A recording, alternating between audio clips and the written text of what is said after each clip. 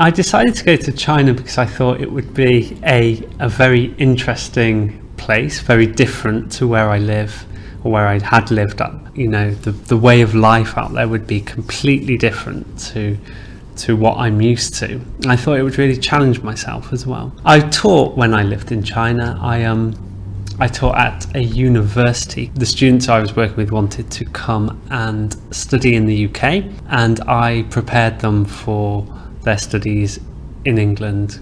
To be a teacher in China, you have to, first of all, have a degree, which is a requirement of your visa. But it's also useful to have what they call a CELTA qualification, which is a 4-week intensive teaching qualification, which runs you through the basics of how to teach. I lived there for about 3.5 years. And in that time, I lived and worked in 3 different parts of China. The jobs that I had were in different parts of the country. So I basically just went where an attractive job was. I think perhaps the biggest challenge of going to China was not being able to read or write any script. It was like being a child again, because you couldn't read street signs, you couldn't read menus in restaurants, you couldn't read signs on shops. So quite a lot of the time you didn't know what buildings were without going into them and kind of looking around. But over time you learn the basics, and there's an obvious system to the characters, and once you've learnt that, it's possible to learn to read.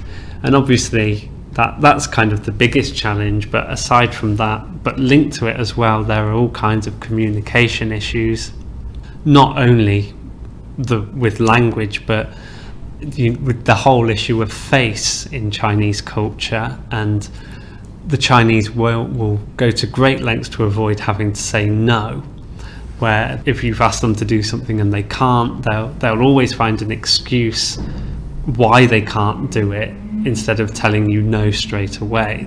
Doing business in China is, I think, a very complicated thing as an outsider. There's obviously the whole issue of face and that kind of thing, but a lot of weight is placed on personal relations, and there's a whole tradition of gift giving. And when you're doing business with someone in China, it is the customary thing to take them a gift, even upon first meeting.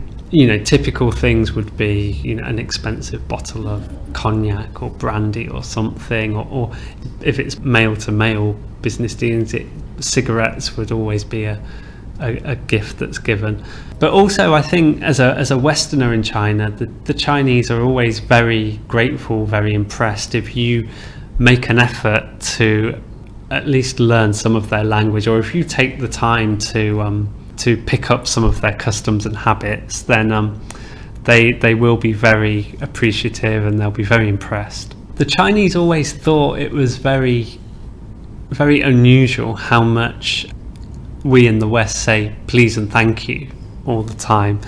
Interestingly, there is a word in Chinese for please, but in the 3.5 years I was there, I don't think I ever heard anyone say it. Not because they're rude, but it's just not in their culture to say it.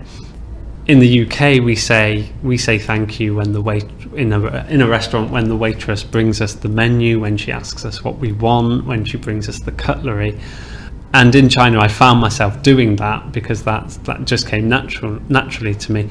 But if I was ever out with Chinese friends, they would always think it was very, very unusual. It's also not the done thing to leave tips in restaurants.